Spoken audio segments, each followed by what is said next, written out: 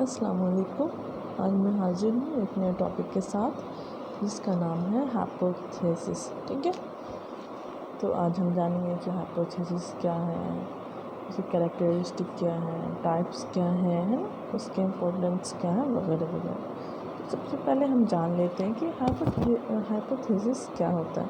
मतलब इसको हम हिंदी में परिकल्पना भी बोलते हैं। ठीक है, ये क्या होता है ना, हाइपोथेसिस ये एक टेंटेटिव सॉल्यूशन होता है। जब हम कोई रिसर्च कर रहे होते हैं तो वहाँ पे ना हमें हाइपोथेसिस लिखने वाला एक स्टेप आता है ना, तो उसे हम ऑब्जेक्टिव वाला जो ऑब्जेक्टिव लिखने के बाद हम हाइपोथेसिस लिखते हैं।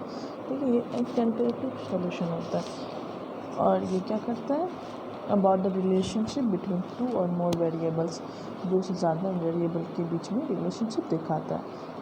जैसे कि मैंने यहाँ पे एग्ज़ाम्पल भी लिखा हुआ है। अगर एग्ज़ाम्पल की बात करो तो boys have higher achievement motivation than girls. तो ये क्या हुआ, एक तरह का हाइपोथेसिस हुआ जो हम बनाए। अगर मेरा कोई टॉपिक है उस पर मुझे हाइपोथेसिस बनाना है तो मैं ऐसे बना सकती हूँ, बॉयज़ हैव, अगर मैं टॉपिक से रिलेटेड है, boys have higher achievement motivation than girls, या मैं ये भी बना सकती हूँ, girls have higher achievement motivation than boys, है ना। इस तरीके से क्या होते हैं, ये बनते हैं, हाइपोथेसिस बनते हैं। ठीक है, मैं आगे और बताऊँगी तो आपको ज़्यादा समझ में आएगा कि कितने तरह के होते हैं, कैसे बनते हैं वगैरह वगैरह। ठीक, मैं आगे बढ़ती हूँ, इसकी डेफिनेशन पे आते हैं। उससे पहले ये जानें कि it's proposed for further testing and verification. इसे इसलिए बनाया जाता है ताकि हम आगे जो है टेस्टिंग कर सकें, इसे जांच सकें, क्या ये सही है, क्या ये गलत है, ये गलत हो गया या सही हो गया। मतलब हम इसे टेस्टिंग करने के लिए या वेरिफिकेशन करने के लिए हम इसे बनाते हैं। ठीक, डेफिनेशन में मैंने लिखा, hypothesis is a logical and testable statement. Logical होना चाहिए और टेस्टेबल होना चाहिए, हम इसे टेस्ट कर सकें, है ना। ऐसा एरा गैरा कुछ फैक्ट नहीं बनाना चाहिए। Which predict a possible outcome of the study, है ना। प्रिडिक्ट अ पॉसिबल आउटकम कि ऐसा हो सकता है ना। It guide the researcher in collecting the analysing data. ये क्या करता है, गाइड करता है रिसर्चर को डाटा कलेक्ट करने में ताकि वो अच्छे से एनालाइज कर सके। ठीक है, डाटा को एनालाइज कर सके अच्छे से हाइपोथेसिस की वजह से। ठीक है, अब एक रिसर्च में ना बहुत सारे हाइपोथेसिस बनते हैं, है ना, तो आगे भी हम जानेंगे। अब मैं इसे कैरेक्टरिस्टिक के बारे में पढ़ूँगी, कितने क्या इसे कैरेक्टरिस्टिक होते हैं। टेंटेटिव होते हैं, मतलब टेम्पररी होते हैं, फाइनली नहीं होते। आप इसे फिक्स नहीं कर सकते कि यही होगा। ठीक है, आप सिर्फ इसे जांचने के लिए बनाते हो, समझ में आ गया। दूसरा टेस्टेबल, आप इसे टेस्ट कर सकते हो, है ना।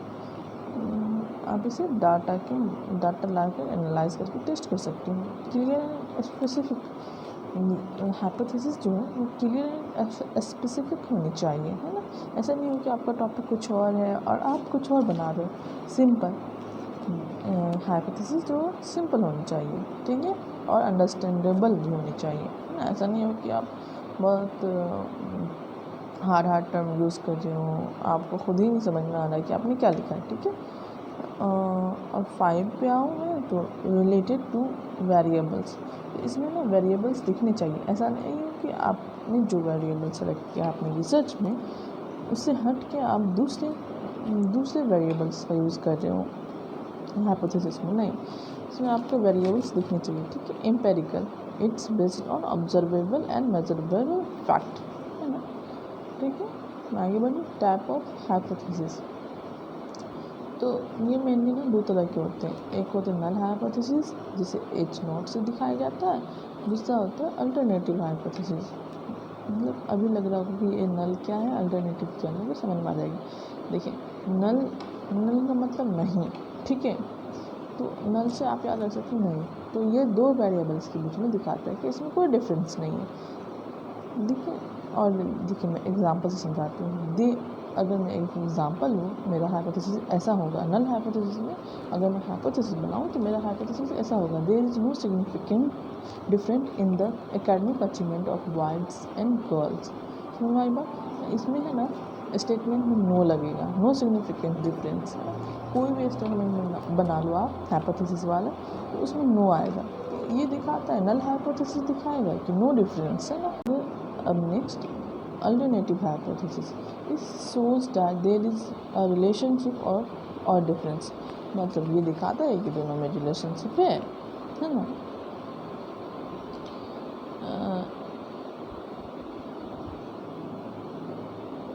तो यहाँ पे है ना,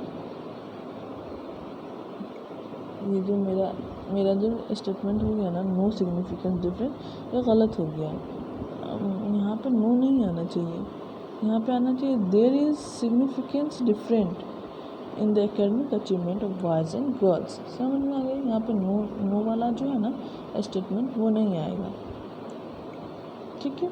तो इसमें दिखाएगा अल्टरनेटिव में there is significant difference in the academic achievement of boys and girls, ठीक है। It is accepted when null hypothesis is rejected.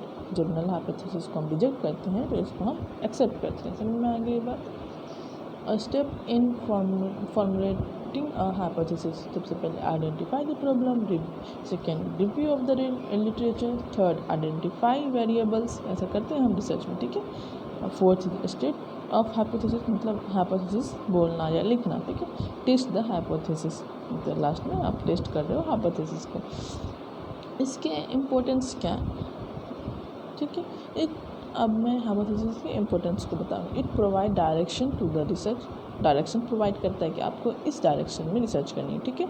It's helps in focusing the research, मतलब फोकसिंग इन रिसर्च, ठीक है, कि आप रिसर्च पे focus करो, आप भटको नहीं। It guides in data collection and analysis, ये गाइड करता है डाटा कलेक्ट करने में और एनालिसिस करने में। It helps in testing the validity of the problem, ये चेक करता है कि ये प्रॉब्लम जो है आपने जो लिखा है वह वैलिड है या नहीं, ठीक है। It form the base for conclusion, ये कंक्लूजन के लिए बेस बनता है। समझ में आ गई बात।